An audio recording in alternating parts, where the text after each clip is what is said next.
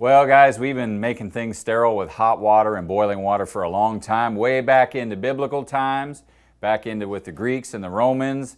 Hippocrates was soaking his instruments in boiling water before he operated on the gladiators.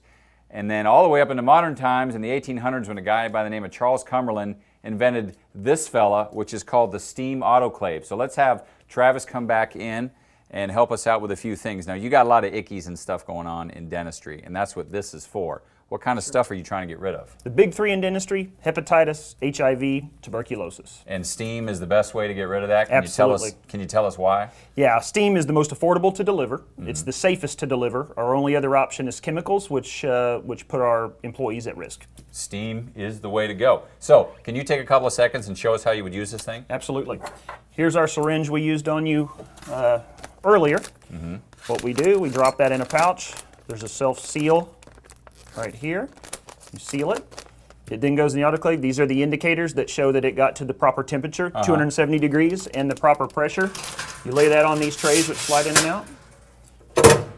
You close, you hit your cycle, and it's automated from there. Well, thanks to my buddy Travis for helping us out this week. Well, today I want to tell you the story of Joseph Lister. Now, Lister was an English surgeon in the mid-1800s, and he was losing about half of his patients to infections that came about during his surgeries, and this bothered him a lot. Now, he had read of Louis Pasteur's work that said that wine was spoiling because of microorganisms and bacteria in the air.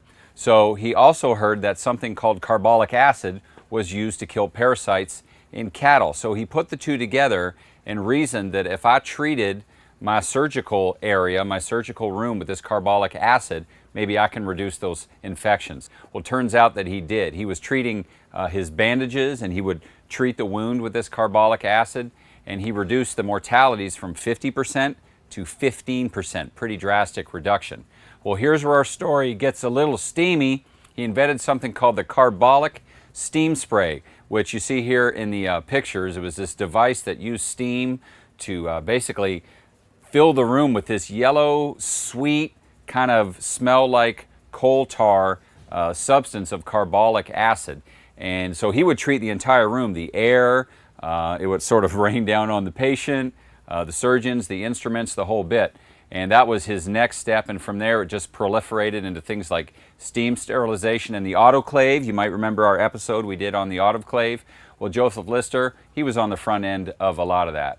So the next time you're on the subway and you're holding that little handle and you want to bring out your antiseptic wipe to wipe it down because you feel nasty, you can thank Joseph Lister because he helped do that. Well, there you go, Steam Culture fans. Another first antiseptic medicine here on Steam Culture.